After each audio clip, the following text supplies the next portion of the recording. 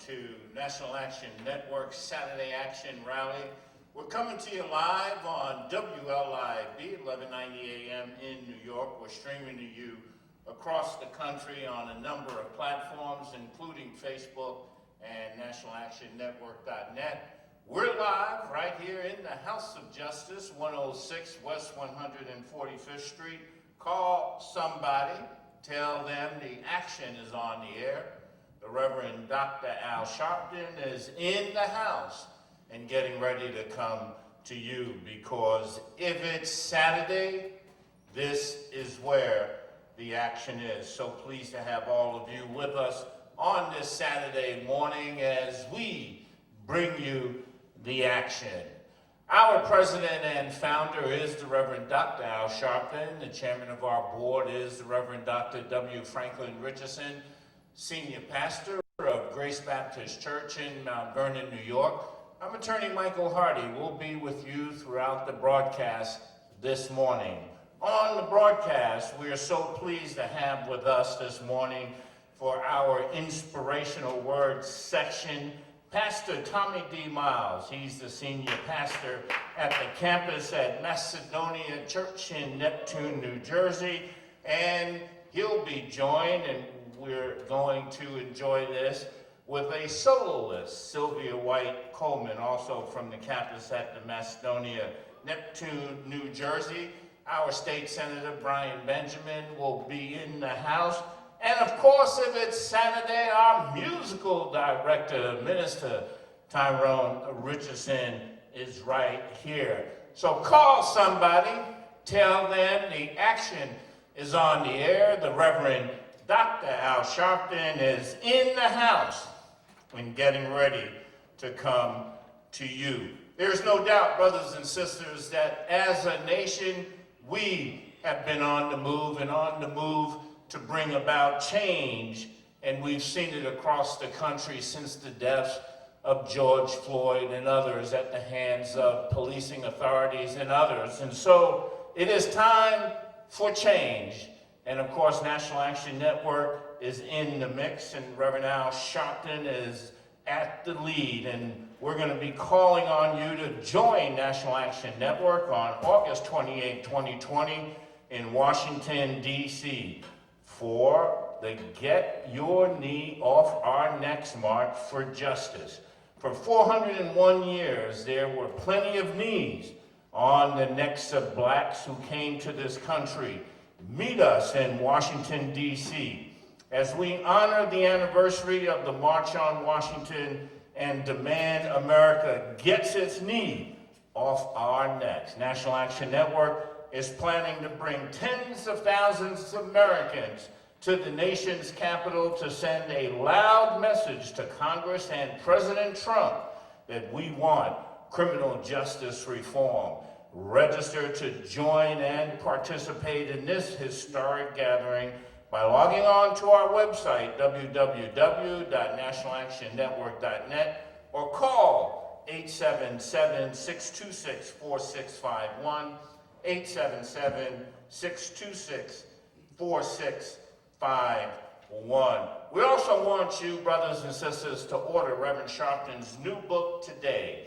Reverend Dr. Al Sharpton has a new book, Rise Up, Confronting a Country at a Crossroads, and it's now available for order. He finished the book in the wake of the COVID-19 pandemic and the movements that have been happening across the country because of the death of George Floyd, and warns the readers to be vigilant about our society moving in a direction where we are more concerned about profits than we are about people.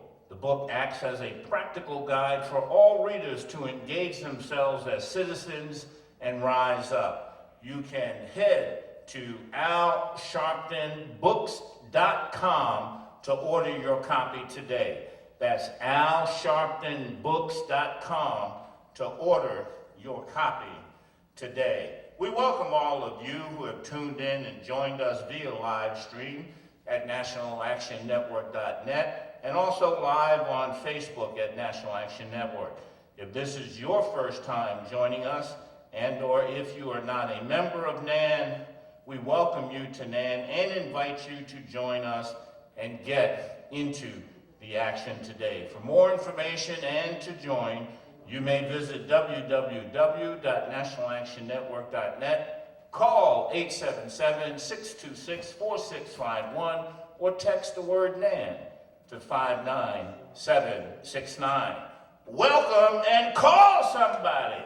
Tell them the action is on the air. The Reverend Dr. Al Sharpton is in the house, getting ready to come to you. But right now, brothers and sisters, Minister Stephen Marshall is co-liaison to the President and the New York City chapter, and will bring our anti-violence report. Good morning, brothers and sisters, listeners and viewers. My brothers and sisters, we are not even in the heat of summer yet. However, shootings are up all over the nation. One would think if COVID hasn't taken enough of us out yet, I regretfully submit to you today that in New York City, in under 30 days, nearly 50 people have been murdered. Brothers and sisters, let's look deeper into this statistic. In the last 7 days, 13 people have been shot and killed, totaling nearly 150 people since January 1. If that's not enough to convince you that shootings are on the rise, this past Monday in Brooklyn, in the span of 4 minutes, 4 people were shot in separate incidences. It's also worth sharing that a great number of these shootings are occurring in our New York City housing developments. Brothers and sisters, this is just in New York City. This past Thursday in the city of Chicago, 8 people were shot, including an 11-year-old child. Remember, I reported last week that in 1 week's time, 101 people were shot in the same city. I want everyone listening to understand that the anxiety we've all faced after being in quarantine for months, now many have hesitations to come out in fear of contracting the virus. Sadly, we don't just have the coronavirus to worry about. We have the gun violence virus that seems to be gaining traction in our communities. And so I'll leave you with this. Lastly, we need an emergent gun reform and gun control in this country. At the same time, we must put forth a real effort to curb violence in our communities block by block and fight for real legislation to support our efforts. No justice, no peace. All right, thank you, Minister Marshall.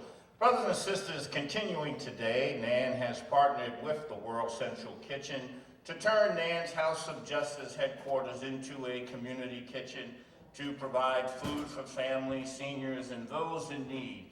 In wake of the unprecedented emergency impacting the country due to coronavirus, NAN is partnering with World Central Kitchen to deliver hundreds of hot and cold meals to those in need. We will continue serving meals today right here from the House of Justice Auditorium, 106 West 145th Street, from 12 noon to 4 p.m. For more information, you can call us at 877-626-4651. You know, we have also expanded our food distribution to the world-famous Sylvia's Restaurant. Every Sunday, Reverend Al Sharpton and National Action Network have expanded their distribution of meals and food to frontline health workers and vulnerable people affected by COVID-19, with daily distributions already in Harlem and the Bronx. NAN started distributing care food packages outside the famed Sylvia's Restaurant on Sundays starting at 12 noon. Every Sunday at 12 noon at Sylvia's Restaurant. The bags include meals and pantry items from the restaurant's nationally distributed product line. National Action Network has been giving out food 6 days a week in the middle of March. To read more about the National Action Network's partnership with CARE and the World Central Kitchen, visit our website at www.nationalactionnetwork.net. The NAN Youth Huddle, brothers and sisters, has moved online. During the COVID-19 pandemic, NAN's Youth Huddle will be online continuing this Monday, June 15th. The huddle will meet virtually from 7 to 9 p.m. Spread the word and have your youth join the call and get into the action with our youngest and brightest dreamers of today and leaders of tomorrow.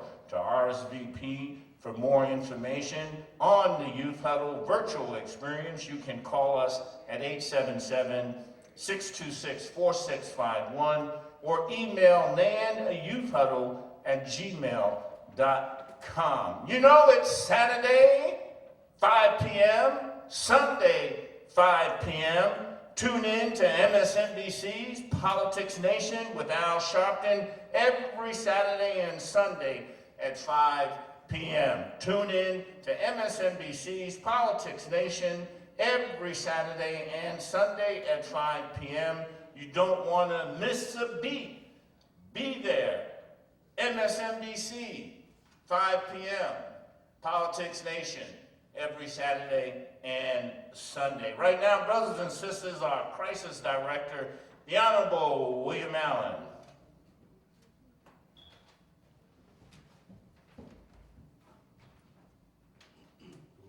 Good morning. 877-626-4651, 877-626-4651. As you know, we, from day to day, 7 days a week, we're resolving crises and conflicts, from human, civil, and voting rights to police misconduct, education, employment, health and housing, government resources, family, disabled, youth, elderly, and LGBTQ needs. And of course, we continue to do referrals to lawyers, business resources, crisis resources, government, and nonprofits. And in spite of the COVID-19 and the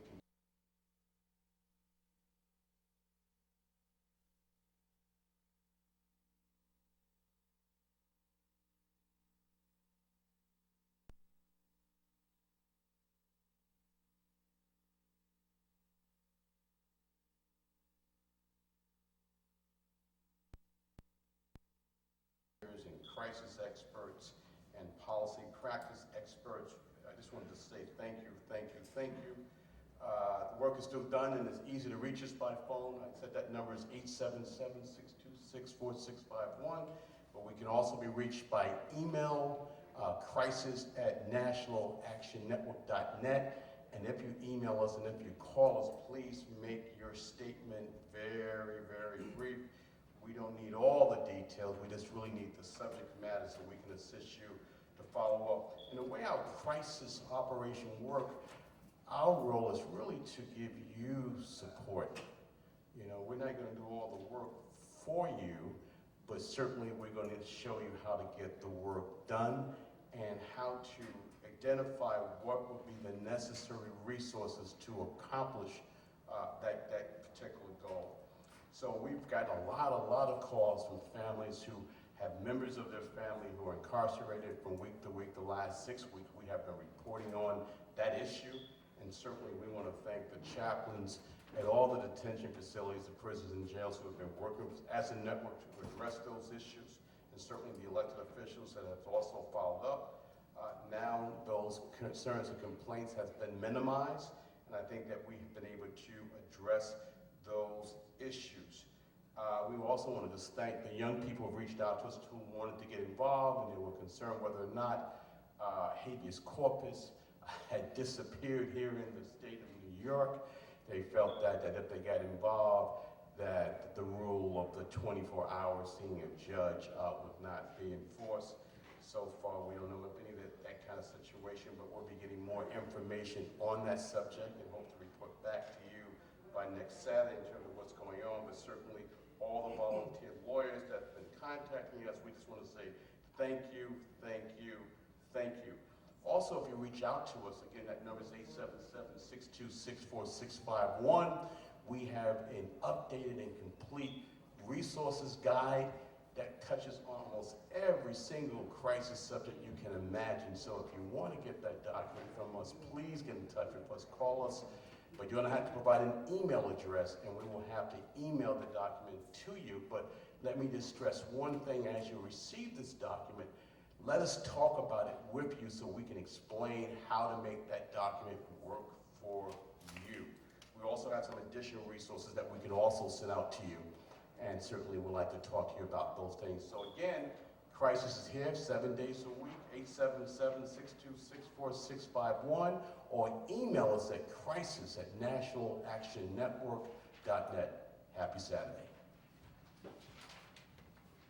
Become a member of NAN today. Membership is vital to the growth of our organization, its members and supporters, and that keeps NAN prospering so that we can reach the needs of the people we fight for every day. Whether it's attending a protest, rally, or demonstration, volunteering an hour of your time in one of our offices, or chairing your own committee, it is you that keeps NAN moving and developing, and we appreciate your interest and commitment in our fight to pursue justice. If you're not a member, please join today or join the campaign to give $1 or more to NAN today. Be one of the million in 2020 that gives to National Action Network so that we continue to be there for you, bringing the action. You know, it's also Saturday and you still have time because What's on Your Mind will be coming up, and we invite you to email us What's on Your Mind at National Action Network or call 877-626-4651 and share with us a brief account of issues concerning you, because she'll be here, Katrina Jefferson, to ask you what's on your mind. But right before we do that, it's Saturday. Our musical director, Minister Tyrone Richardson, is in the house.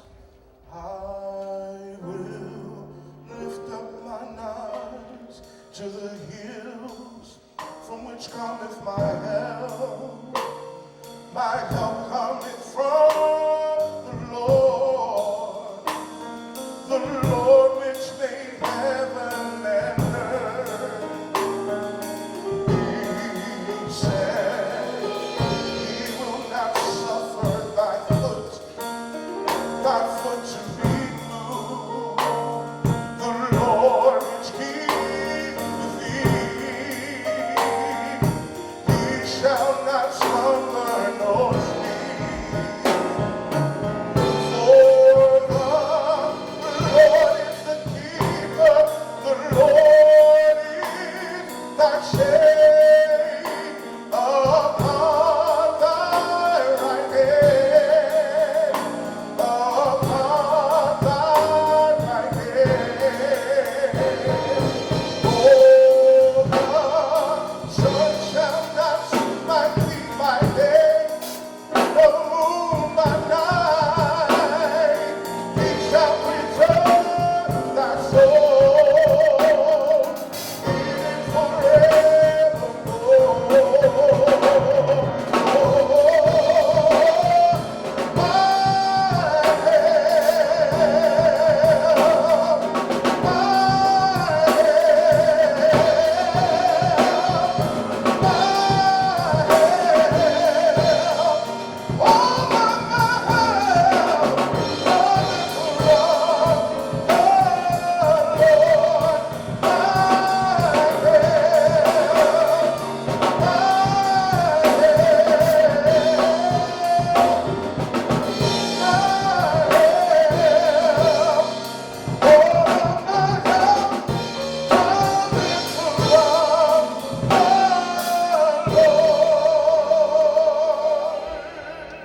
Hey, that's our musical director, Minister Tyrone Richardson, accompanied by Chris Garland. It's Saturday, and you know, we want to know what's on your mind. Sister Katrina Jefferson is right here, right now, and she's going to tell us what's on your mind. Katrina is our liaison to the president and the New York City chapter. What's on your mind?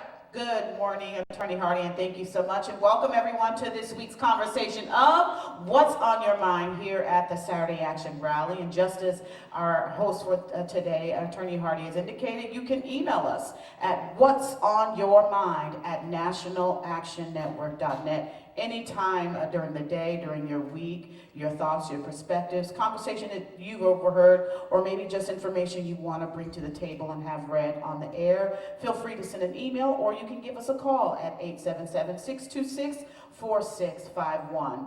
This morning we have an email that was sent in from Teresa Thompson, one of our members, and here's what's on her mind for this week regarding COVID-19 and the protests. Let's not forget that the experts were warning of a possible second wave of the virus long before the violation of the stay-at-home orders, return to work orders, and the current mass protests. If there is a second wave, the last thing we need to hear is that the protesters were the cause of it. While we hope and pray that there won't be a second wave of COVID-19, one way to demonstrate that Black Lives Matter is to prepare Black and brown and all underserved people, including those who care for us, in a way that was woefully inadequate at the start of this tragedy. We should not be forced to wait at the back of the line to get timely care in the event of a flare-up of this deadly virus. And the lack of preparation should not be used as a retaliatory measure for the right to be peaceful and to protest. Next comes from Simon Castillo. I met Reverend Sharpton at the Target 96 Reclaiming Democracy and Justice Conference, February 29th, 1996 in Chicago, Illinois, when I worked for MBDA, U.S. Department of Commerce. We had a few memorable comments, as well as with Reverend Jesse Jackson, one other person, and the late Honorable Ron Brown, the U.S. Secretary of Commerce. All of them autographed my conference official booklet, which I still have today. Through the years, I have kept up with Reverend Sharpton and commend him for his advocacy on equal justice for all, especially his eloquent comments on Politics Nation on MSNBC. I am in full support of Black Lives Matter. I am a conservative person, but do advocate equal justice for all, especially voting rights. It's also of paramount importance who gets appointed to the U.S. Supreme Court. My support for equal rights for all in our country will always continue. However, I do have what I feel is a sound recommendation, that reform the police be the movement goal instead of defund the police. I feel the slogan, reform the police, will help us all in the long run. Please pass it on if you feel it is appropriate. If anything I've learned throughout my life, I grew up in the housing projects, and especially during the COVID-19 pandemic, is that we all need each other. God bless, and I wish you the best. And last, I'm sharing a thought from Reverend Al Sharpton. If you follow him on social media, you know he has his daily inspirational message. And certainly as you continue on throughout your day and into the weekend, we want to leave you with this. And it came from this morning's message. You woke up another day. Get all of whatever negative and wayward thinking that you went to bed with last night. Get it out of your system. Leave yesterday's garbage in yesterday. That's why there's garbage bags. You take garbage out and throw it away. Take all of the toxics from yesterday and get rid of them. That's why I start every day with prayer and meditation, to clean my spirit and thinking and reconnect with the purpose God gave my life. Don't bring yesterday's foolishness into today's thoughtfulness. Retune, rise up, reach up. God's got you. And that concludes this week's conversation of What's on Your Mind. Keep in mind that everything that we shared today were simply the perspectives and the thoughts of you, our members, and our viewers, and do not reflect the direct thoughts of the National Action Network. And know that you can interact with us by emailing us at whatsonyourmind@nationalactionnetwork.net or by giving us a call here at the House of Justice at 877-626-4651. Turning it back over to you, Attorney Harvey. All right, thank you, Katrina Jefferson, for What's on Your Mind. Brothers and sisters, you're listening to the National Action Network Saturday Action Rally, coming to you live on WLIB, 1190 AM in New York. We're streaming to you across the country on a number of platforms, including Facebook and nationalactionnetwork.net. Call somebody. Tell them the action is on the air. The Reverend Dr. Al Sharpton is on deck and getting ready to come to you. We'll take a break, and we'll be right back. All right, Arnold Penix, Arts and Culture. Good morning, NAN family. This is Arnold Penix, a.k.a. Gregory Harris, and this is the NAN Arts and Culture Report. We'll be having a Juneteenth celebration with Derek Ferguson. NAN Arts and Culture is going to be working in conjunction with NAN Youth Huddle, and it's going to be this coming Friday, Juneteenth, is our commemoration and celebration of our Independence Day. So if you want more information, check social media and we'll get you right on board with our Zoom broadcast. August 28th is the March on Washington. Black Folks Must Vote campaign that we're launching with Ken Smalls, who is also a new member of National Action Network. Welcome to National Action Network, Ken, and also welcome to NAN Arts and Culture. Each person will be getting one of our buttons that we're going to be giving out. Of course, you know, we're known for our voting rights campaigns, NAN Arts and Culture, but everyone will get a Black Folk Must Vote button in the march, and I'm very excited about that. And welcome again, Ken, to National Action Network. Visit our website, Arts and Culture's website, blacktothefuture.com. That's BLK, the number 2, thefuture.com. And you'll be able to give it our Fresh Start program with Dougie Fresh, and also be with our Land of Return campaign, in which we'll be having a virtual experience that will start in the Gullah Islands of South Carolina and take you right to the Gold Coast of Ghana, where slave trade started in the Middle Passage over 400 years ago. So I'm very excited about that. Of course, NAN celebrating June birthdays. Happy birthday to my baby sister, Dr. Stenette Penix Hall. She is my baby, and I definitely love my sister in Atlanta, Georgia. Also, happy birthday to all NAN members, chapter-wide, across the country. It's your birthday. We're gonna party like it's your birthday. Happy birthday to Mika Mowry, belated. You know, you're definitely a daughter of National Action Network.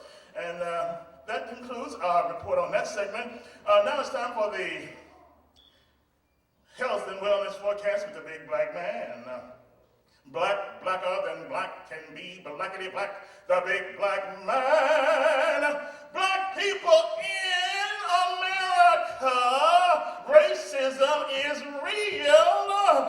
This is a health risk that we cannot continue to bear. For black lives to matter, first you gotta be able to breathe. One word to the wise, black folk must vote. That's the health and wellness forecast. Support the BNC, blacknewschannel.com. And I'm blacker than black can be, blackity black, the big black man. Wipe the sleep from your eyes, so it's time to get wise. Time for Jesse to run, so let's get it done. Run, Jesse, run! All right, roll, Jesse. Whoa. You got your black Wilson's Live. That's straight on today. Eliminate the mystery with some black history. Audrey Smalls. Audrey Smalls is an African-American fashion show manager and model. Smalls grew up in the Harlem River houses and was accepted into New York City's High School of Music and the Performing Arts. Her first professional modeling job from baseball's New York Giants. Audrey Smalls was born on June 2nd, 1937. After graduating high school in 1955, Smalls worked as a model and fashion commentator in 1962. Smalls was employed as a model and spokesperson and salesperson at Bloomingdale's, becoming an assistant fashion coordinator for the store in 1964. Being hired by Lane Bryant's Clothing in 1965. Moving to Chicago in 1969, Smalls joined the Ebony Fashion Fair in 1970 as a commentator and fashion editor. In 1977, Smalls was the chief executive and founder of The Ground Crew, a backstage management group which staffed many fashion shows. A contributing editor to Vogue, Mirabella, and Mode magazines, she appeared on QVC and The Oprah Winfrey Show frequently. She is a board member of the Black Fashion Museum.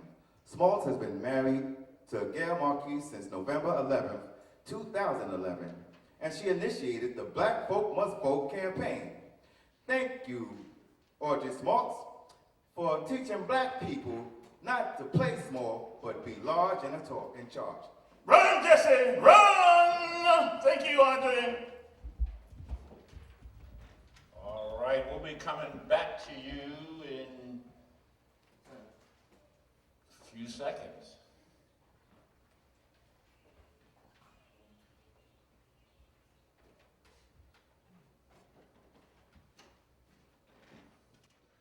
We're back, brothers and sisters. You're listening to the National Action Network Saturday Action Rally, coming to you live on WLIB, 1190 AM in New York. We're streaming to you across the country on a number of platforms, including Facebook and nationalactionnetwork.net. We're live right here in the House of Justice, 106 West 145th Street. Call somebody. Tell them the action is on the air. The Reverend Dr. Al Sharpton is in the house and getting ready to come to you. We are so pleased this morning to have with us Pastor Tommy D. Miles. He's the senior pastor at the campus at Macedonia in Neptune, New Jersey. We welcome him.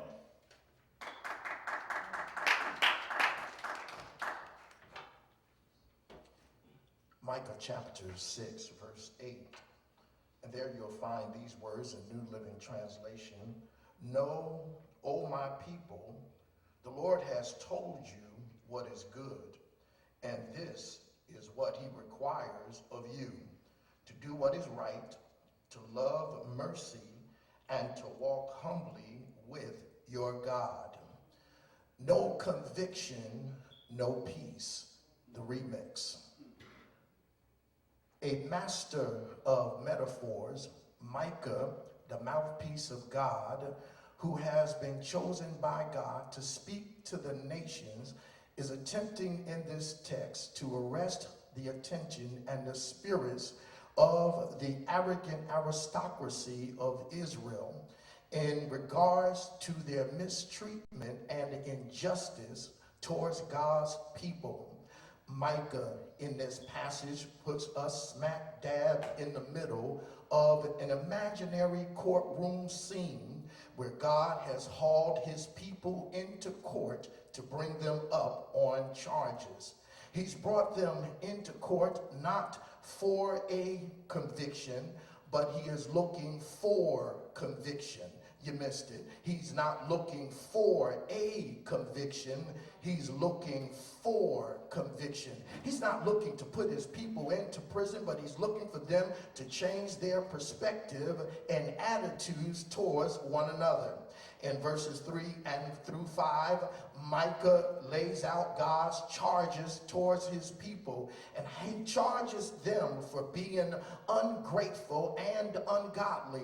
And in verses 6 and 7, the people, believe it or not, have the audacity to file a countersuit against God for being unreasonable. God lays out his charges. The people respond by saying God is being unreasonable because they're saying to God in so many words, God, what is it that you want from us? God makes it clear in the 8th verse of Micah chapter 6. God makes it clear, this is what I expect. This is what I am looking for in order for you to become a better society of people. God says, I expect you to do what is right. I expect you to love mercy and to walk humbly with your God. Can I put a remix on that as I restated? Here it is. God says, I expect you to do what is right. Let me put it in Miles' translation. Stop taking advantage of those who are at a disadvantage.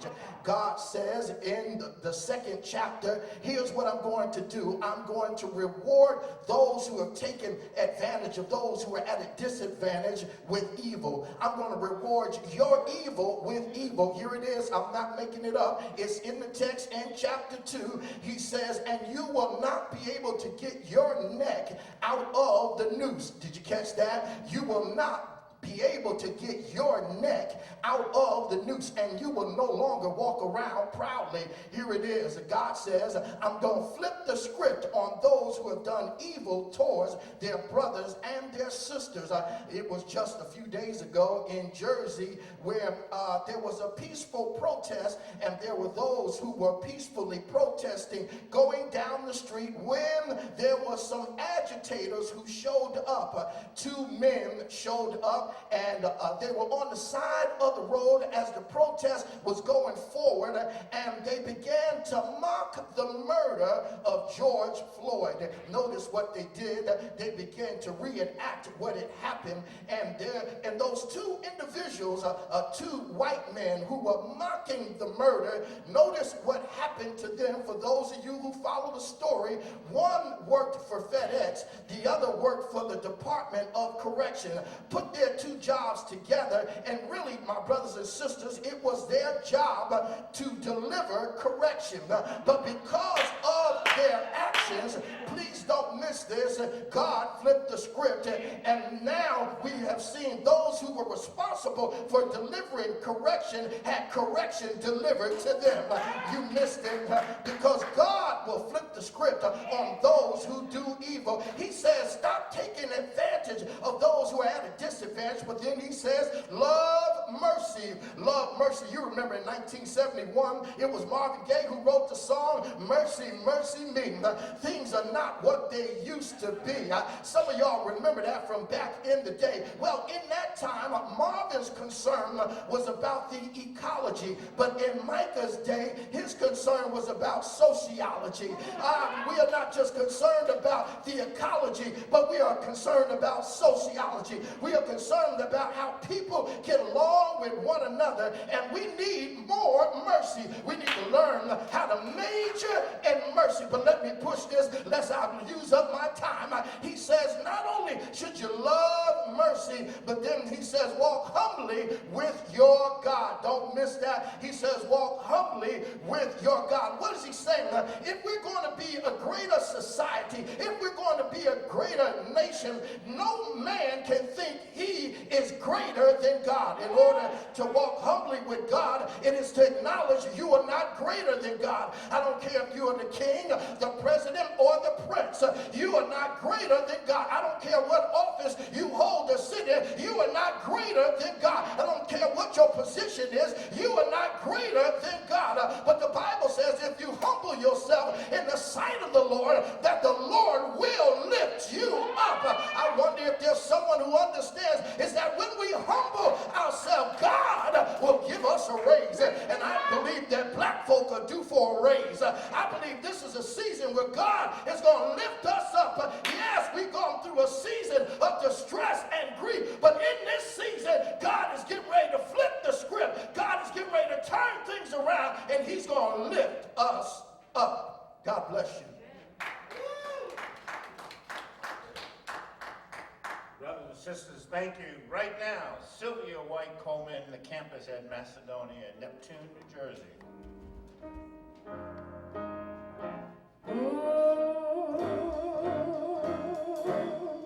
I just wanna praise you forever and ever and ever for all you've done for me. Listen, blessings and glory and honor, they all belong to you. Thank you, Jesus, for blessing me. Just wanna praise you. Come on, y'all. Forever. Put those hands together. And ever. For all you done for me. Oh, blessings and glory and honor, they all belong to you. Thank you, Jesus, for blessing me. I just wanna praise you, forever and ever and ever. For all. Every time I look around, how you keep blessing me. Oh, blessings and glory and honor, they all belong to you. Thank you, Jesus, for blessing me.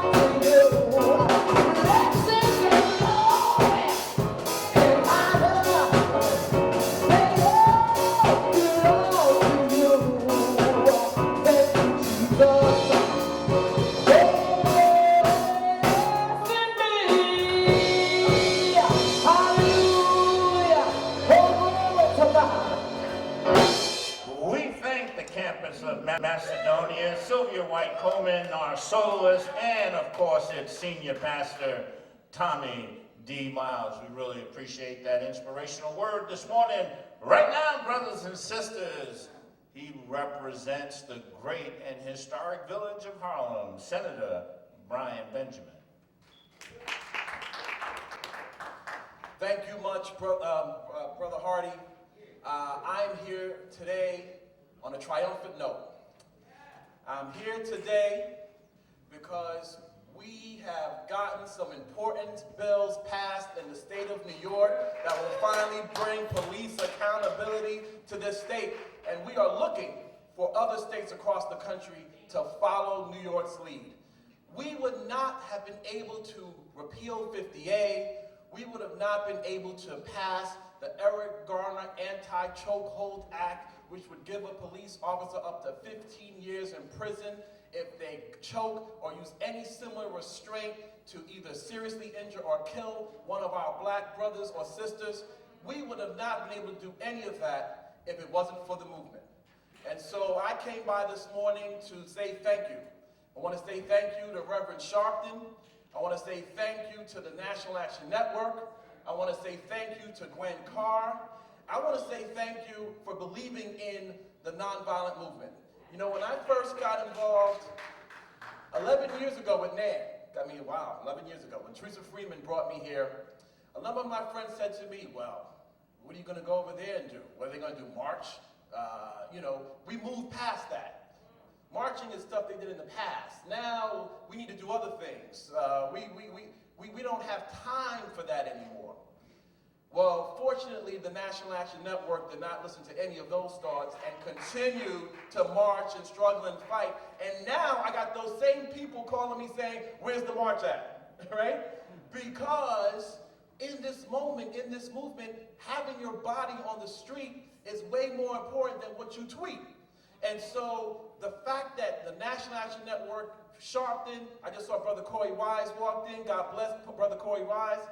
The fact that you have been on the front lines of the movement and have provided infrastructure. This space, the House of Justice, is an infrastructure where people can come and get involved and be a part of the racial and social justice movement for people of color, particularly black people. So I just wanted to come by and say thank you. We got those bills passed. In a few, at 11:30, we're going to have a community bill signing at the state office building after this rally is over, because we want to make sure that those who have gotten involved because they've been marching and been involved, that they know that this is their part of this movement too. We want to have those folks who are marching right now in the House of Justice part of the conversation around how we move ourselves forward on education and housing and all the key issues that are holding people of color back. So thank you so much. I just wanted to come by and do that and let you know that I love you and that I wouldn't be standing here as the person who signed all of these bills as a New York State Senator if it wasn't for the National Action Network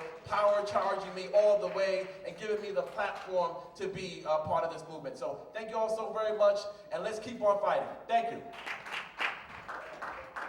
Once again, brothers, our musical director, Minister Tyrone Richardson.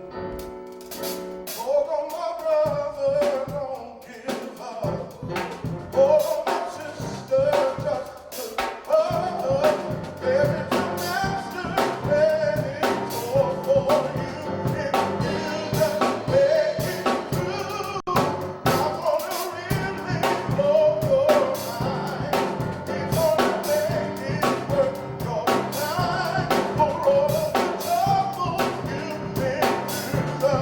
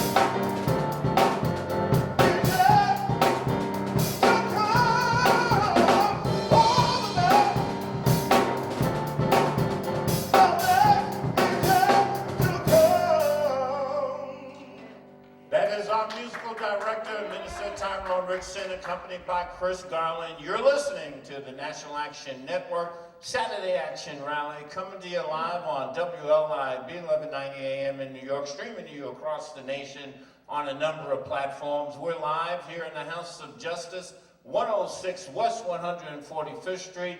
Call somebody. Tell them the action is on the air. The Reverend Dr. Al Sharpton is on deck and getting ready to come to you. Of course, in the 10 o'clock hour, we'll also be on the Impact Television Network. Stay right there. We'll be right back with the Reverend Dr. Al Sharpton. Bill Griffin, president of the Men's Auxiliary and the New York City chapter, with some announcements. He'll also be joined by Dawn Jones with a few additional announcements. Good morning, good morning. June is Gun Violence Awareness Month. Please join the National Action Network Political Action Committee meeting on June 27, 2020 at 11 a.m. You may watch it from the comfort of your living room. The conference call number is 701-802-5093. Access code, of course, is 2231442. The purpose of the meeting, debriefing of the 5th Saturday Virtual Voter Education Forum Series with the Second Chance Committee and the planning of our 5th Saturday Voter Education Forum at the House of Justice, that's 106 West 145th Street in the Village of Harlem on Saturday, August 29, 2020.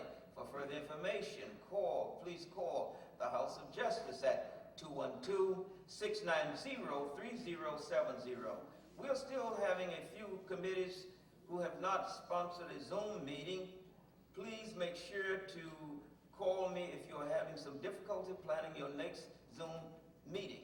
We have committee chairs here at the House of Justice with a wealth of knowledge in reference to organizing Zoom meetings.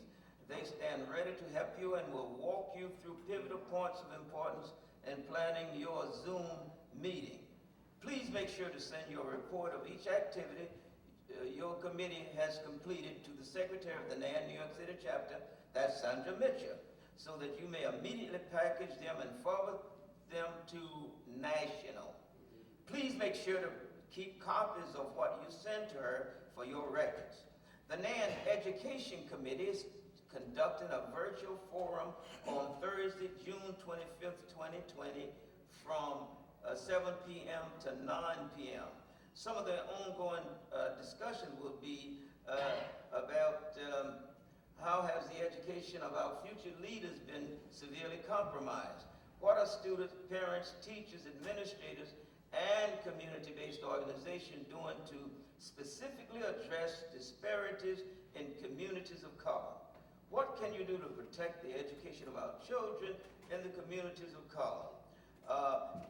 You must text 646-606-4175 to register for the dynamic discussion of the village working together to ensure the best quality education for our children.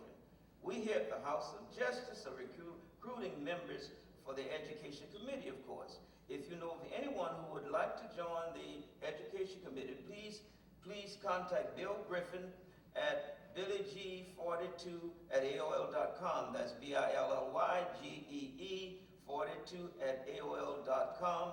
Thank you for listening. Please enjoy the balance of your day. Dawn Jones now. Thank you. Greetings, House of Justice, and happy Saturday. Ears up, New Yorkers. You had until the end of the day, May 29, 2020, to register in the Empire State's primary election. The New York State primary election is scheduled for Tuesday, June 23rd, 2020. Election day is Tuesday, June 23rd, 2020 for state and federal primaries. Early voting period begins today, Saturday, June 13th, 2020 to Sunday, June 21st, 2020. You can vote even if you cannot get to the polling site on election day. The New York City absentee ballot requests for the June 23rd, 2020 elections. You must postmark Apply online, email, or fax completed application for the primary absentee ballot by, it's been extended actually until June 22nd, 2020, and you may apply in person by June 22nd, 2020. Have a blessed weekend. Stay tuned to the Reverend Dr. Al Sharpton.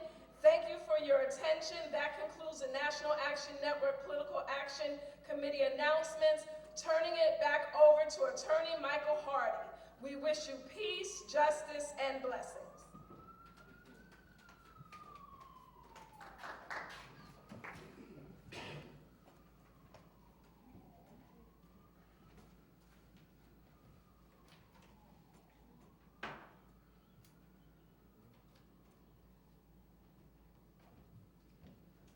All right, we'll be coming back to you shortly in just a few seconds. For those of you online, we appreciate you and we thank you for being with us this morning.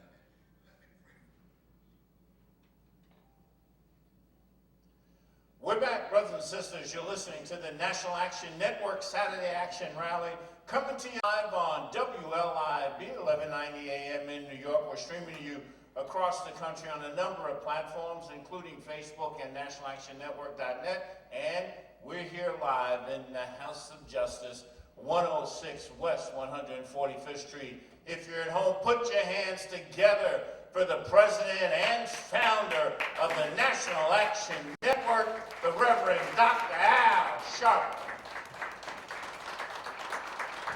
Good morning, good morning. Thank you.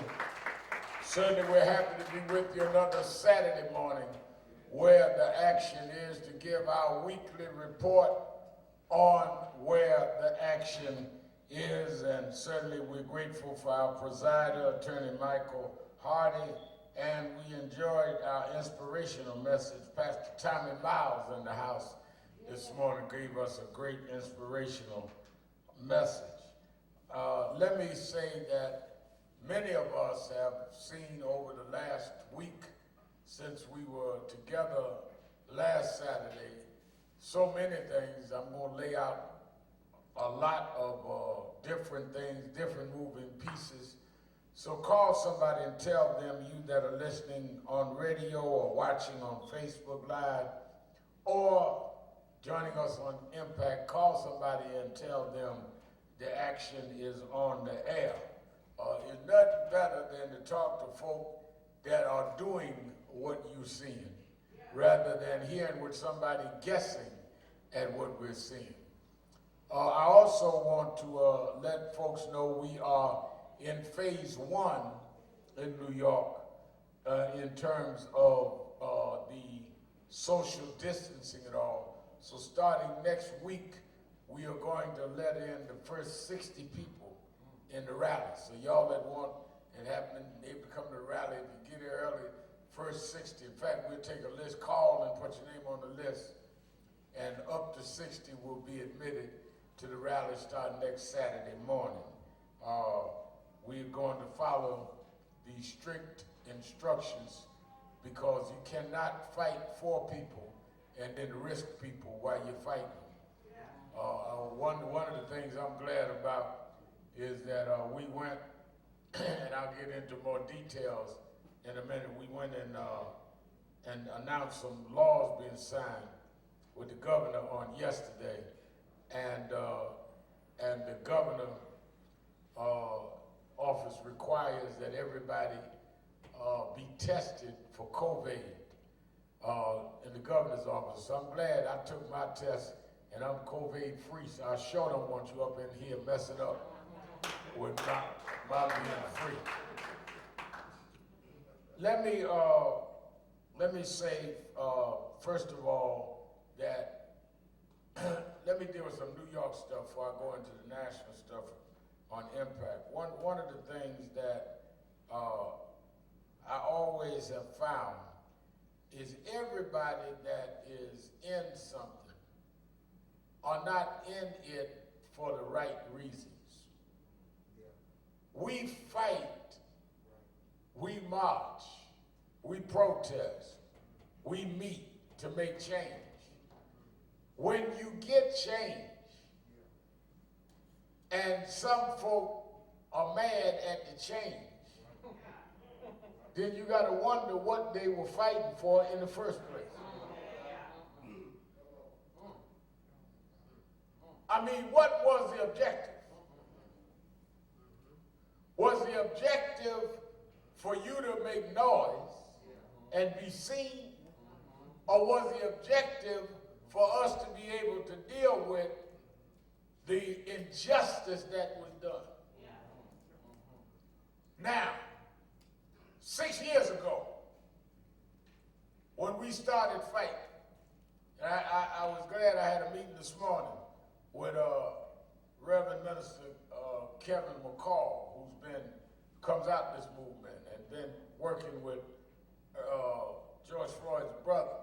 And I was telling him, you know, he said, some people trying to criticize me. I said, just do the work. You're out there working. If you don't have criticism, you ain't working. And what you're doing is effective, otherwise would nobody be mad at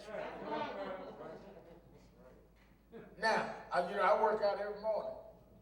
If you lift weights, it helps build you up. Well, my haters and my critics are the weights I lift every morning to build me up. So when somebody come tell me somebody says so-and-so about you, Reverend Al, tell them I'm bench pressing them. I need them because I'm trying to build my chest up, Minister McCall. I just bench press them. Because it ain't nothing but a bunch of foolishness. If you out there saying that we want to get a special prosecutor, and we get it, then you just mad because you wasn't in the photo. It wasn't about the special prosecutor, it was about the photo. Or if you want justice for George,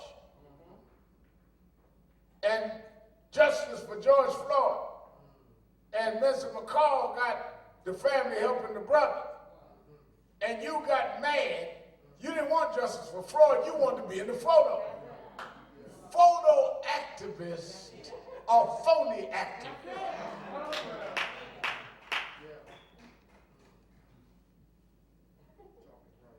Now, my point is that 6 years ago, when Eric Garner was choked and killed, and that night, our Staten Island director, Cynthia Davis, put me on the phone with Gwen Carr, and we, 2 days later, bused people and took them to Staten Island, had the first march. We started then saying we wanted the chokehold illegal, not a policy, but illegal. We wanted special prosecutors to handle all police cases. We said that then and had been saying it before that with Louima and Diallo. Diallo was 99. Louima was 97. First race special prosecutors in this state we got in 86 with Mario Cuomo and Howard Beach. So the special prosecutors we've been doing 20 years. We wanted it made a law starting with those cases. The thing, the situation of raising transparency on police, 58. Michael Hardy and Donna Lieberman and Jonathan Moore, who is the attorney for Gwen Carr and the Garner family, they've been fighting for that in the courts for years. So the bills that Cuomo signed yesterday that was put up, sponsored, and fought for to get the votes in the Senate by Brian Benjamin and in the House led by Carl Hastie was not done by any one group. It was not done in no span of time. It was not done by you having 4 rallies. This has been done for years of work. And even Cuomo said yesterday that this took decades. Floyd became the spark. But had we not created the climate, the spark wouldn't have caused the fire.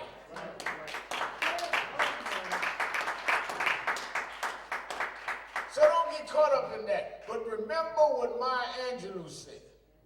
If somebody tells you who they are, believe them. Say that again. Somebody might have been in the bathroom at home. Come back out in the living room. If somebody tells you who they are, believe them. So if somebody, all they can react to is who gets the credit rather than who is going to be helped by the bills, then they're telling you that they are about credit, they are not about justice. Well, I don't know why Miss Bell and Gwen was there. I wasn't there. I don't know why Reverend Allison up there with the governor. But what about the fact that we now got the bills passed that you claim you wanted and you helped to get passed?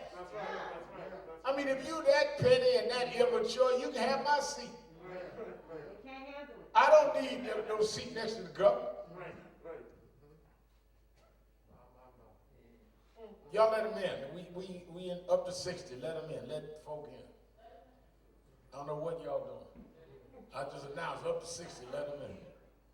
Now, so the point I'm making is that because of Carl Hastings, because of Brian Benjamin, because of the work done by Andrea Stewart Cousins, and then because they got the votes and the governor signed it, we have laws that will outlast Cuomo sitting in office. And that work was done by a plethora of groups, including National Action Network, but not only National Action Network.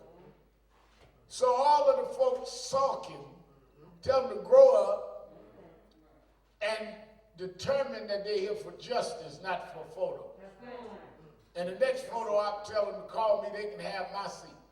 I preached both of Floyd's funerals. I didn't need no publicity. I went to represent National Action Network. I'm the president. I didn't need to be on the news last night. I was on the news last 3 weeks. I don't need to sit next to the governor. I sat next to Obama 100 times. He's the president. I mean, just ignorance. One of the other girls telling me some guy that put on there, Reverend Al don't speak for us. I don't even know who you are. Why would I be speaking for you? I don't even speak to you, less known for you. I don't even know who you are. And you should be celebrating that we all got a step. Now, here's what we need to be doing. The executive order that Cuomo made, which is raising the bar, and I give him credit for it, because it's something I didn't expect, where he said that he's giving every mayor, that's why the mayors need to bring some folk in that understand what's going on the ground in the administration. He said, I'm giving every mayor till next year to come up with a plan on how they're going to deal with racial profiling and police brutality, or I will block the state money. Did he say that, Senator? All right, now this is executive order. The argument ought not be who was in the photo. The argument ought to be on how we going to monitor to make sure that is done. The argument ought to be, now who's going to make sure the mayor of New York act right? The mayor of Albany, the mayor of Syracuse, the mayor of New Rochelle. That ought to be the meeting. If you're serious, then you say, well, wait a minute, he made the commitment, we gonna make sure that that is fulfilled. Let's welcome our Impact television audience around the country. One of the things that, as we prepare for this national march, we spent this week, went back to Houston to preach the eulogy of George Floyd, dealt with our people all over the country on setting up Zoom meetings and other meetings prepared for the march on August 28th. The reality is that what Cuomo did in New York does not mean anything in New Jersey or in Delaware. So we are a national action network. The reason I don't know a lot of the groups is that there are 50 groups in every city. Gwen and Ashley and Rachel Nolling and I got to the funeral the other day. There are 10 groups outside. And they were saying, we can't get seats and blah, blah. Let them all in. Preacher said, well, we only got, just let them in. Because I understand, because I grew up in the movement, you will always have people that want to make the issue that they don't let me in. So take that away. Now let them in. And I didn't learn that, being mentioned by Bill Jones and the civil rights, I learned that Junior Pastor Washington Temple. Because I learned that all of the folk that used to come in Washington Temple, Gwen saying, they wouldn't let me sing in the choir. If you put them in the choir, you find out they can't sing anyway. So put them up there. In fact, put the mic in front of them so everybody will understand why they wasn't in the choir. Let them in.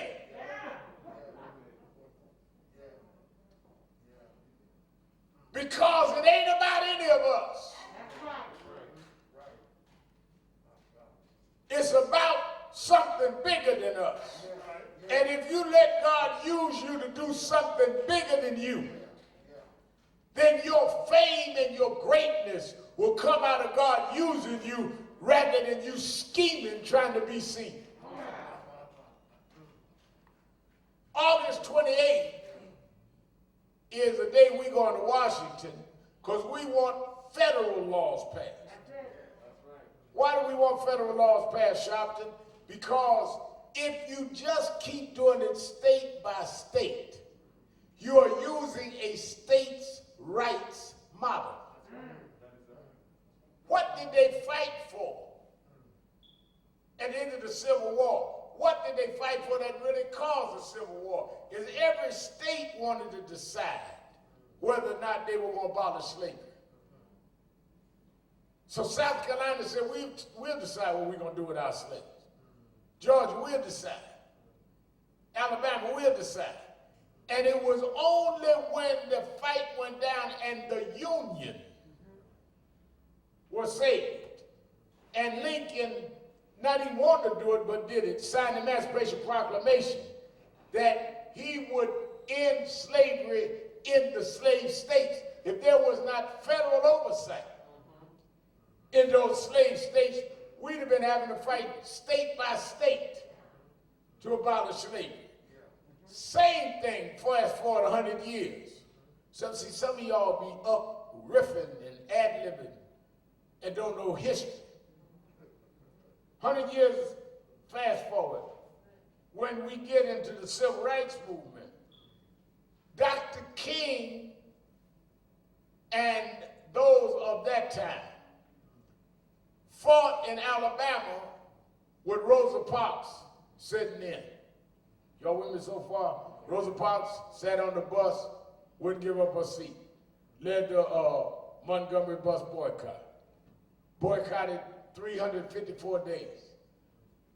Y'all marched now going into the third week. George Floyd was killed 19 days ago. And y'all acting like we did some marching 19 days. They marched, had rallies every night, and boycotted 354 days. That's the history. Now I hear people talking, I understand they don't know what they're talking about. They walked, took carpools, 354 days, and they didn't have Twitter.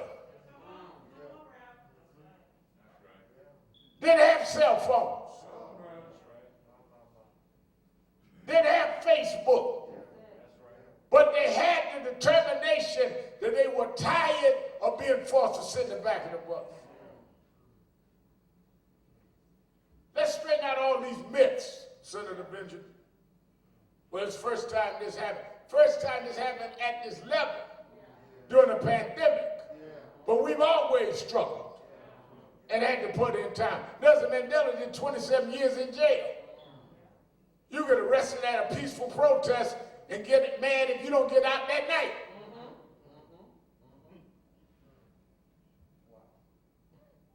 I read one writer, Blanca, talking about, well, we got to go back to the days young people led the movement. There was always intergenerational movement. Never was a movement where it was just old folk or just young folk. Rosa Parks wasn't no teenager. She's a grown woman with her husband. What are you talking about? Where you get that from? Oh, I know where you got it from. From your sponsors that want to use you to cripple a movement by having you fighting between the ages rather than fighting the powers that be.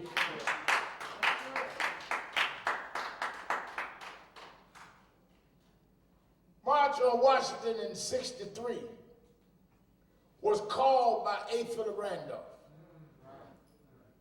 Is that right? Dr. King didn't call that march. Randolph called the '63 march. And Randolph was 72 years old then. Everybody else in the Big Six, they called it, the Big Six organizations, were grown. The only young person in the Big Six was John Lewis of SNCC. So don't let these folk fool you. But what they will do is the same thing they did in slavery, is use your kids against the adults. Oh no, the young are the lead, and tell the old folks to shut up. That ain't nothing but divide and conquer. That's it. That's it. Just like I told the progressives, that they would tell them, don't let the old folk lead the civil rights movement, but they out there for Bernie Sanders, who 10 years older than all of us.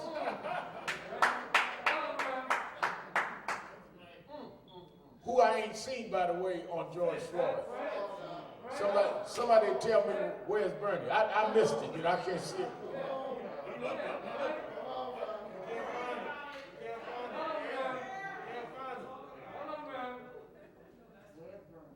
I had one lady, young activist in New York,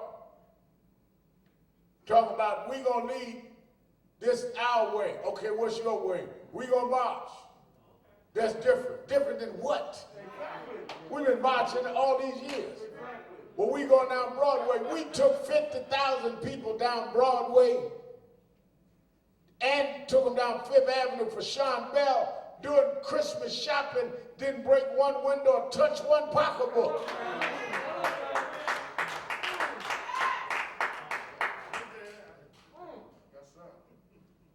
Don't let them rob you of your history. This fight has been a long fight. And now we get some laws. We got to make sure the laws are enforced. And enforcement is not you being in the photo. There's plenty of work to do to make sure they enforce it. And if you're about the movement, you'd be arguing about how we're going to make sure Cuomo live up to the executive orders rather than wondering about why was Gwen or Al or somebody in the picture. When we did 45 days for the day of outrage, you didn't want to get in that picture. But I did 90 days for vacants, you didn't want to get in that picture. You want to hold the trophy, but you don't want to fight the fight.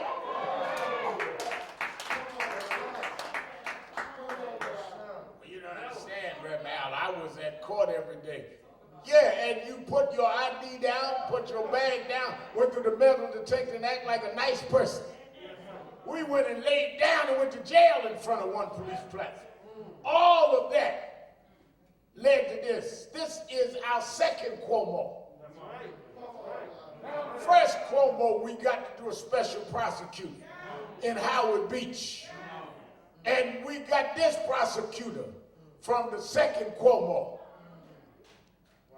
And my first thing when I walked out of the governor's office with Gwen and Miss Bell, you say, now we got to make sure the executive order is fulfilled. That ought to be the meeting. And how do we make this everywhere in the country? Well, Grant Carr and all of us were in Texas. No laws have changed in Texas. They're changing some laws in Minneapolis. They're changing some laws in parts of the city. That's why we need tens of thousands to come to Washington August 28th. Because that's what they did in '63. They said, yes, we need to have state laws change, but we need federal laws that supersede state laws. It needs to be federal law that you cannot engage in a chokehold.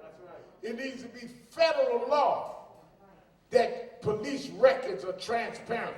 It's 50A in New York, 50A in New York, but it's something else somewhere else.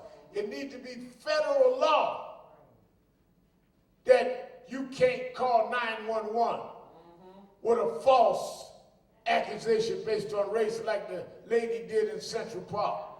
That is why I'm asking everybody that's about the movement to go to Washington with us, because you cannot address federal law without going to the federal government. And the federal government is not on your Facebook page. The federal government is in Washington.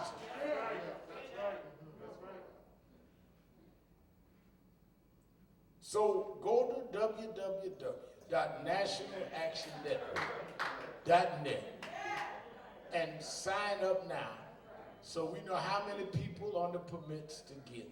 Right, that's right. And if you can say, I can me plus 5, I'm organized 5, put that. If you can do a bus, put that. If you can't do nobody but you, put on nationalactionnetwork.net, I'm coming. So as we meet with the authorities, we can know the numbers that we can estimate. If you don't know how to go online, just call 1-877-626-4651. 1-877-626-4651. I want y'all to get ready. We got a little over 2 months to really make impact. Now, there's going to be a whole lot of hate. Whole lot of why they doing the march. Why Martin III and Red Mile did all of that. We doing the march because you did it. Oh, well, we need y'all for calling. April Randall was 72 when he called that march. Million Man March called by Minister Farrakhan, he was 63 when he called that march. So don't play the age game, and if a young person had called a march, I'd have supported that. When Ben Jealous called the march, he was in his 30s, I wouldn't have spoken that. Don't let them divide you like they did in slavery. And when you hear them playing the age game or the gender game, you know that they are dealing with a slave mentality. Because that's what they did to enslave us, is separate us. And anybody breaking up the family is working for the slave master.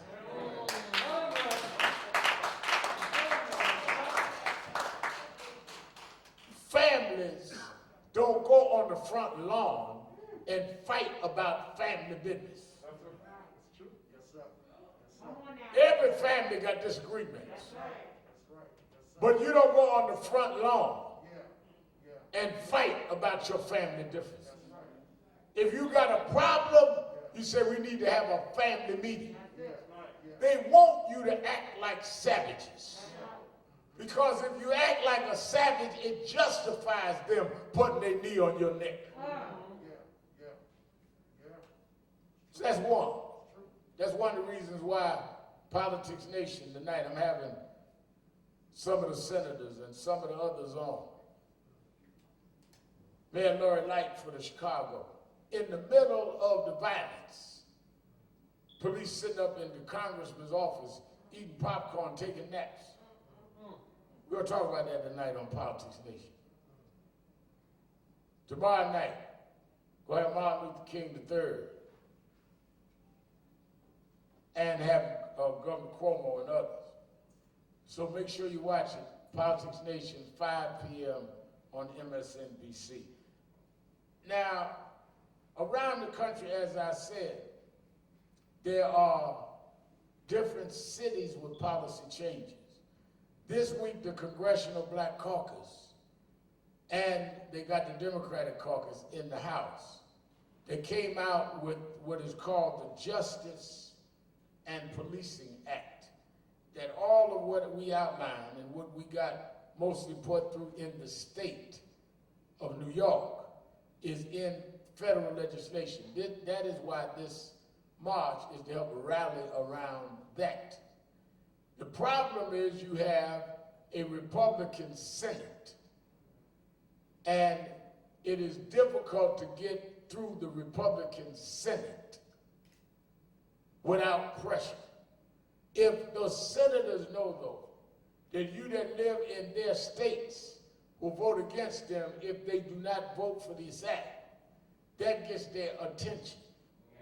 That is why you're starting to see some of the polls shift. They said that 6 years ago, when Eric Garner was killed, a little over 30% of the public was with police misconduct and racial disparities. Now, it's over 70%. What wore that down was those that stayed out here and kept fighting and kept dealing with changing public opinion. And we've got to stay on that and not back up over that for nothing or nobody. Because let me tell you something, in the middle of our little infighting, Donald Trump, this week, they had a guy that was Corey Wilson that was confirmed for federal judge. This week, they have put 200 new federal judges on the bench. 200. A federal judge has a lifetime appointment, which means my grandson and his children may have to be subjected to Trump-appointed judges.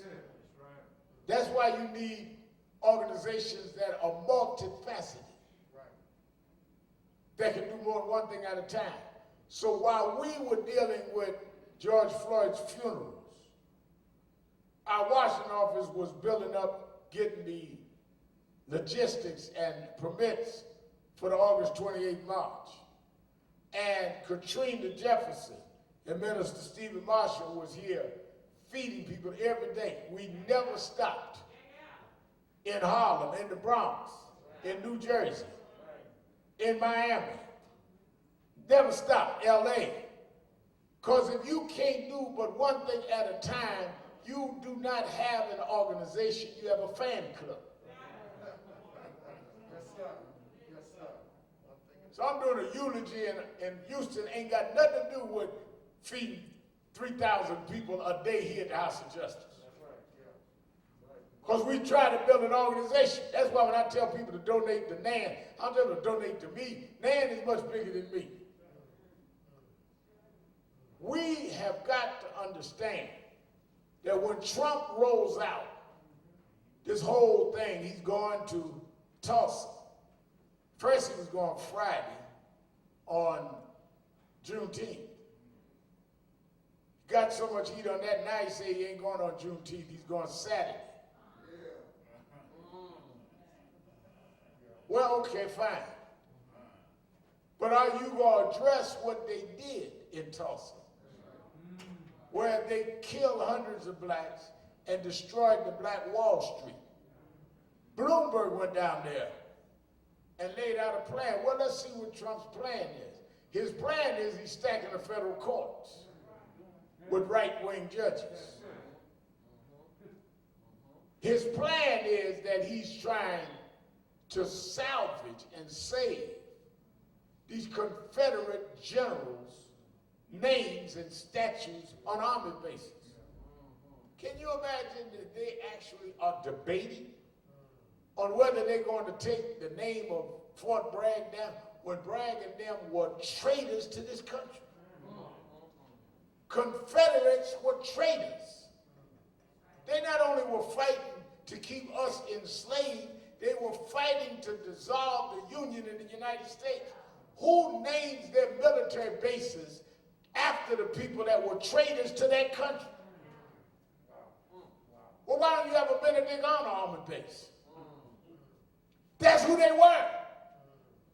And then they have blacks in the armed services that are put in bases named after slave masters. Is the epitome of an insult.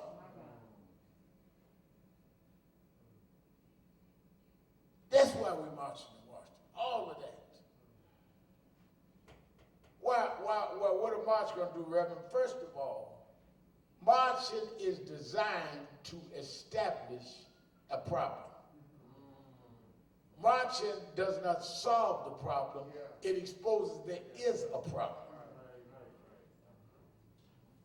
If nobody dramatized the problem, nobody would do anything about the problem.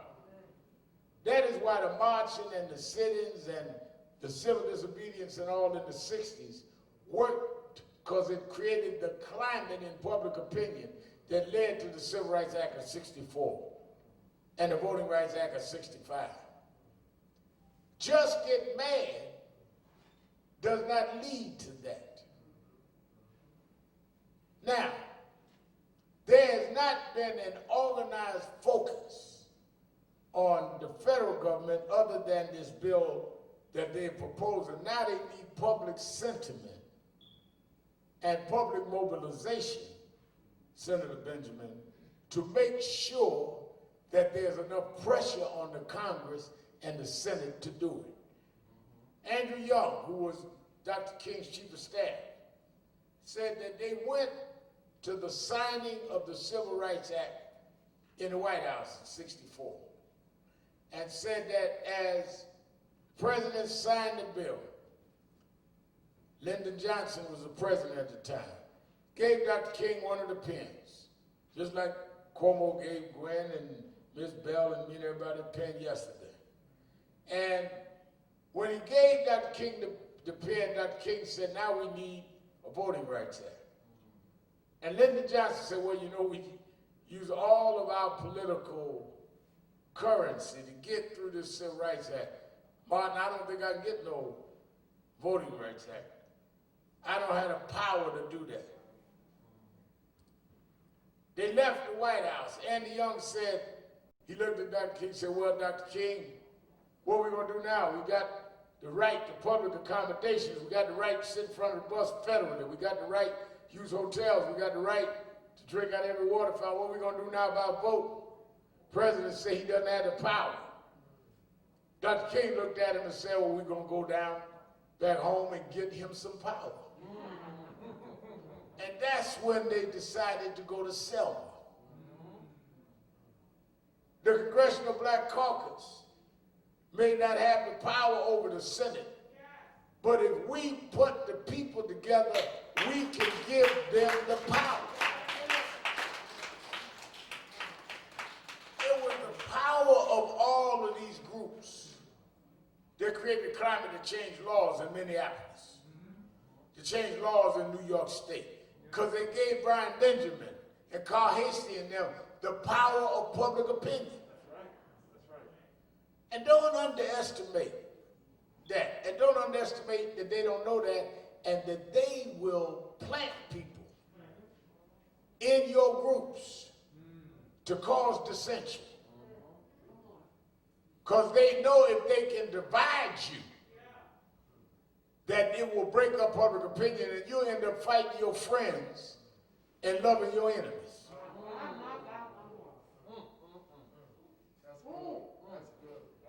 Let me say that again. You end up fighting your friends and loving your enemies. Folk that was in the meetings with you for years, did you come up through the ranks? Some stranger come along and start questioning them, and rather than you say, well, who are you coming in here questioning, you start listening to the stranger. Because they're planted to cause dissension.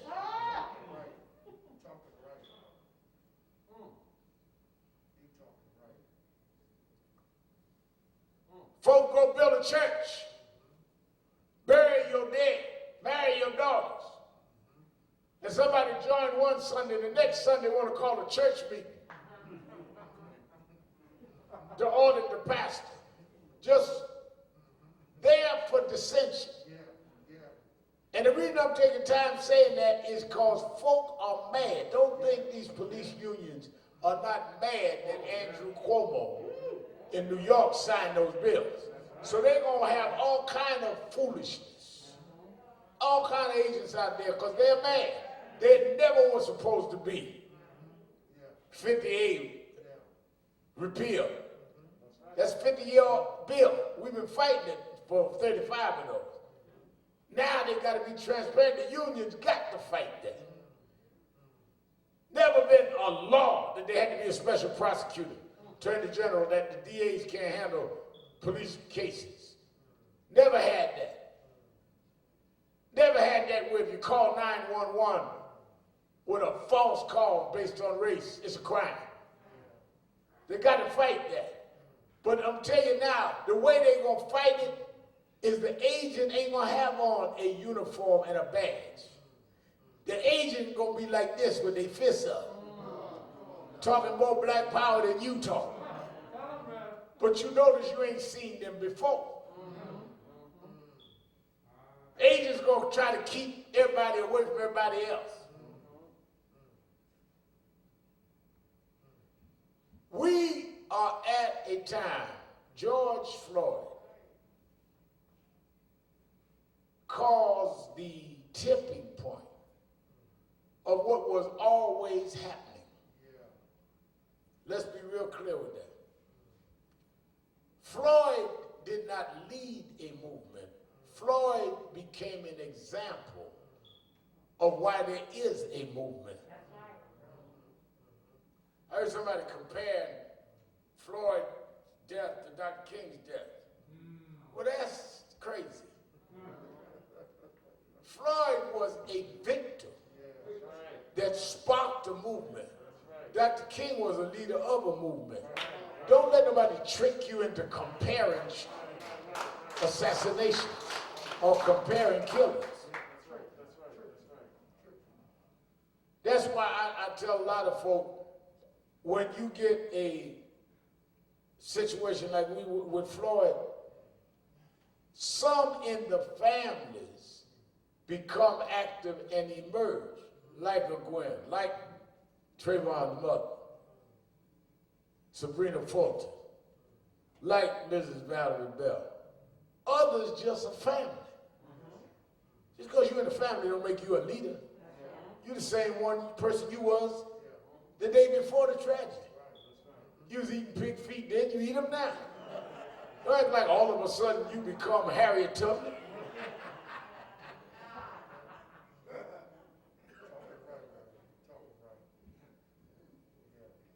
Everybody don't have the same kind of zeal. Everybody don't have the same expertise. Everybody don't have the same experience. But everybody has a role. And if you play your role, your gifts will make room for you.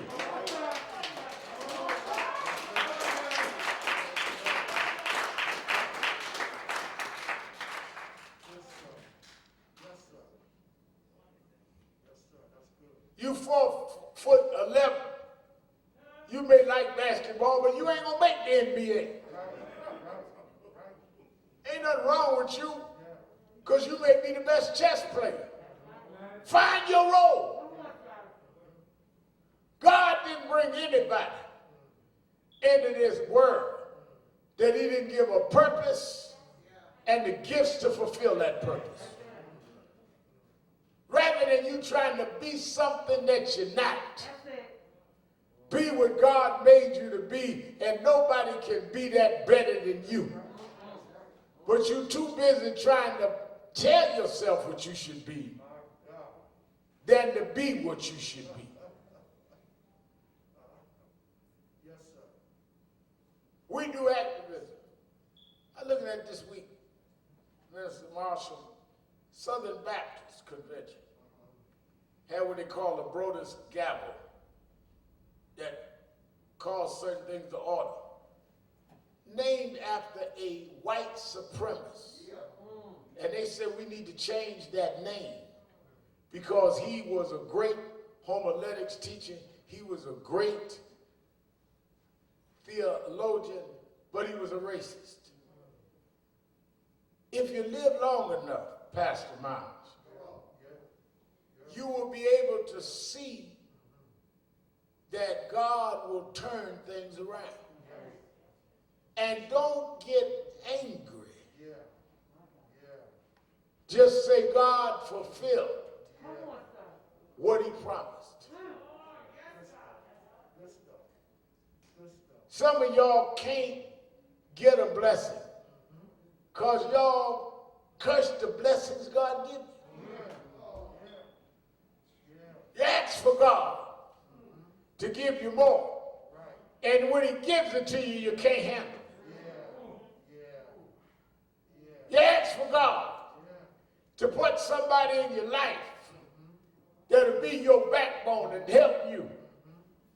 And when he gives you that, you mistreat him. You can't handle a blessing.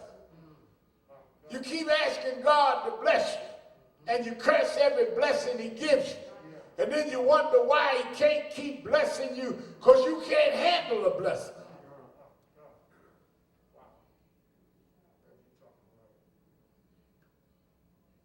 I have lived to see the day. 4 years ago,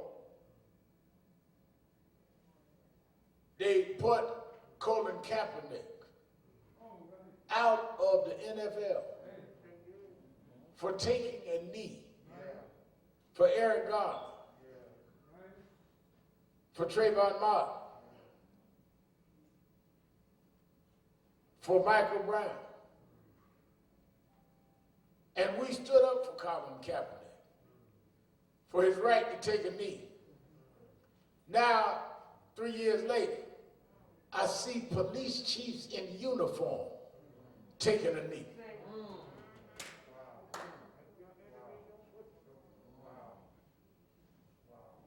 Gwen said it right somewhere in the Bible that if you keep on moving, he will make your enemies your footstool. I tell a story every now and then, where Miles about, I remember when Obama was president, he invited me to a state dinner.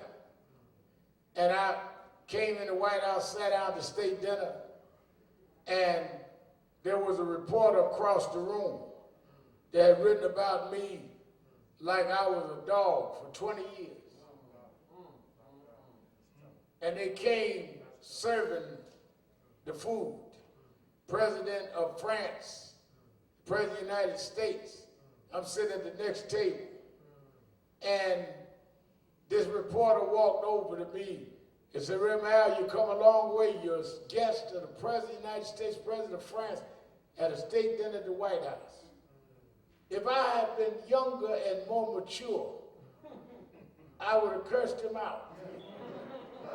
But because I had grown in my ministry, all I could think about is Mama used to make me read that scripture that he'll prepare a table before me in the presence of my enemies. If you be faithful over a few things, he'll give you power over many. That weeping may endure for a night. We had to cry a little, Brent. But if we hold out and we keep marching and we don't give up, joy will come in the morning. Oh yeah, it's been a long struggle. From Abner Louima to George Floyd. It's been nights in jails. It's been editorials written against us. But we kept on marching. Because I don't believe God brought us this far to leave us now. So I went and took George Floyd's body to that cemetery. I thought, Minister Marshall, I sat down when I got back and talked to Attorney Hardy. We've been together over 30 years. I thought about all the times that I went to that cemetery, those cemeteries before. I was at the cemetery when we buried Michael Griffith, Howard Beach in '86. Cemetery for Yusef Hawkins. They killed in Bensonhurst in '99. All the way through Gavin Caddo's. Many of them we had to help raise the money to put tombstones on. I've been going through cemeteries a long time. All of them unjustified murders. And any one of them could have been me saying, I ain't doing this no more. But somehow God told me, if you stand up for the least of these, I'll bless you and raise you up, and you'll see that in that time, I'll bless you anyhow. Reason I know McCall know how to handle families is we handled families before. They didn't ask to be activists, just regular family folk. And they need folk that understand. That's why I agree with breaking down the funding of police. When they talk about defund the police, what they're saying is take some of the budgets and put it into mental health, put it into counseling, put it into community relations. They ain't talking about break down not having no police. They talking about defund them. Now they need to defame them.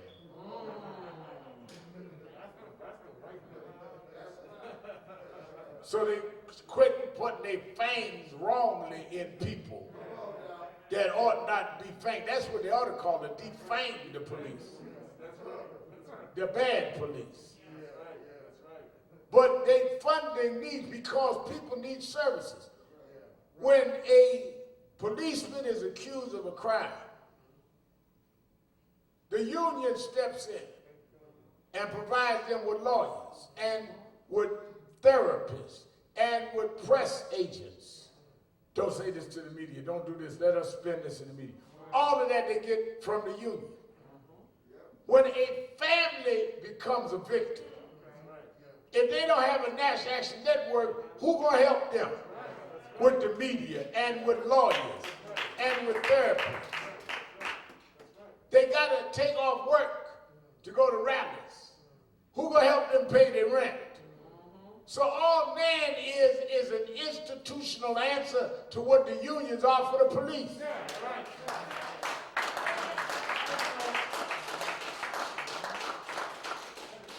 Gwen didn't ask for Eric to be killed. She didn't save up for that. Floyd family didn't plan for George to be where he was. They didn't plan for that. But those that have formed and been faithful to building them institutions, we show up just like the unions show up. That's why the unions despise us. Because they don't want a fair and even balance. They want to have it where they got all the institutional power. And the families don't have no power.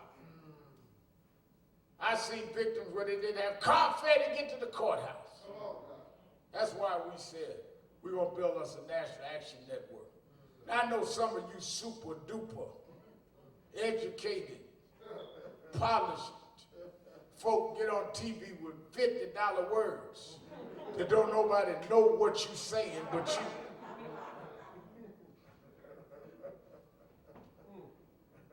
Well, explain to me what y'all want for George Floyd. Well, the anti-disestablishmentarianism of it. Don't nobody know what you're talking about. You're supposed to be on TV to communicate. But you up there auditioning for somebody to hire you somewhere. You're not dealing with the pain of the people. You're trying to deal with your profile.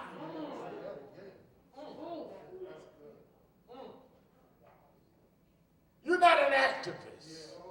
You're an actor. I I went viral. They're talking about me. Why don't you just take off your clothes and stand up in your underwear and be a model and an actor? You want to be seen. God takes those that you think ain't nothing and rise them up. Moses, he called through a burning bush on the mountain. And Moses said, you can't be talking about me. I'm not an orator. I can't speak. I can't lead the people. God said, shut up. I know you couldn't talk before you got up here. I don't need nobody that can articulate. I need somebody that got the nerve to stand up. If you stand up, I'll hold you up. David, he didn't have a rank in the army, but he had the courage that those that had ranks and stripes were afraid of Goliath. And nobody would face that giant. And this little shepherd boy, who never been to training, never been to boot camp, said, give me my slingshot. I'll face that giant. Reason I am where I am, I'm a boy preacher, grew up on welfare, out of the Pentecostal church. Comb my hair, wear tracksuits. But you polysyllabic preachers were too cute to stand up. So I said, if nobody will go, send me. Because if God before me, it's more than the whole world against me. He wouldn't have brought me this far to leave me now. From disgrace to amazing grace, he brought me a mighty long way. I don't feel no ways tired. Yeah, I've been traveling. Yeah, I've been running. But I come too far from where I started from. Nobody told me. Nobody told me the road would be easy. But I don't believe. I can't believe. Don't worry about it, Gwen. I don't believe he brought me this far to leave us now. Stand up, black man. Stand up, black woman. We're marching like we never did before. We're going to win. We're going to win. God is on our side.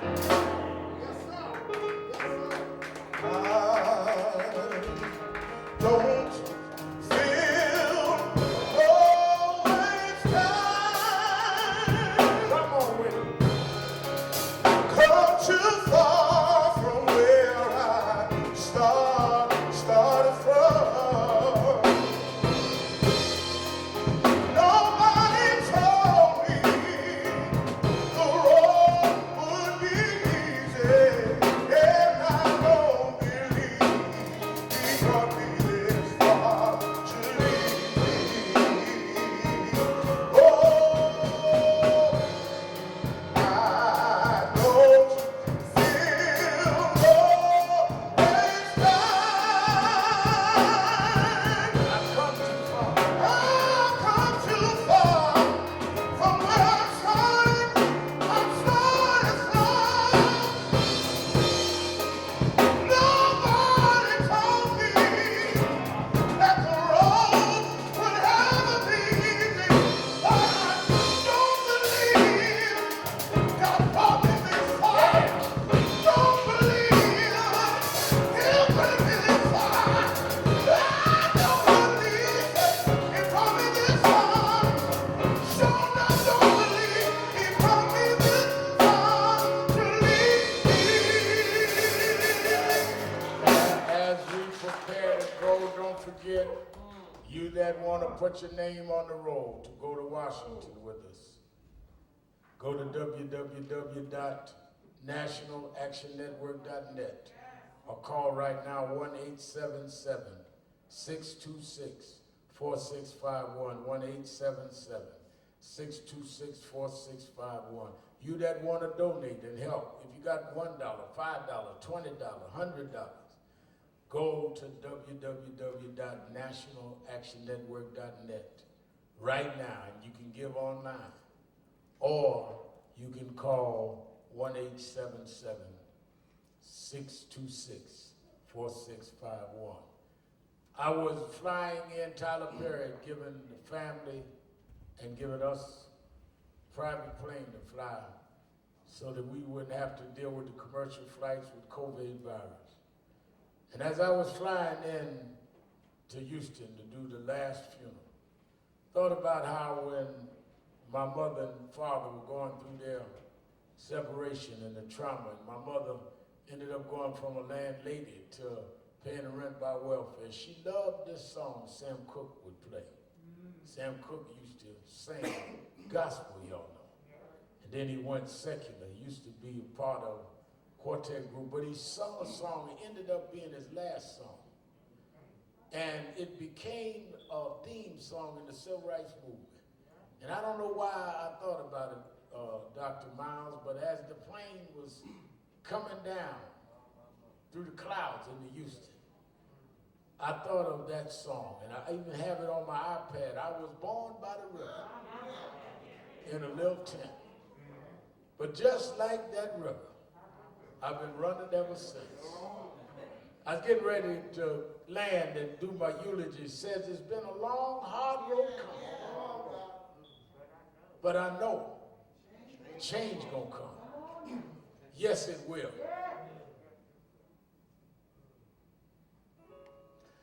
I was born by the river in a little tent.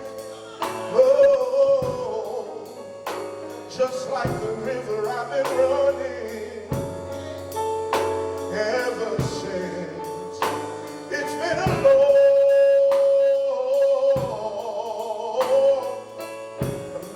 time coming, but I know change gonna come. Now wait a minute. He went into this thing, maybe he knew it was the end of his life because he said it's been too hard living. Every day ain't been rosy, and every day everybody wasn't on my side. All the things they said about me wasn't kind, or sometimes they lied on me, sometimes they stabbed me in the back. Sometimes the folk I loved didn't love me back. Sometimes folk I trusted betrayed me. It's been too hard living. Sometimes I'd cry all night long, but I'm afraid to die. He said, maybe I wouldn't be if I knew what was up beyond the sky. But one thing I do know, a change gonna come.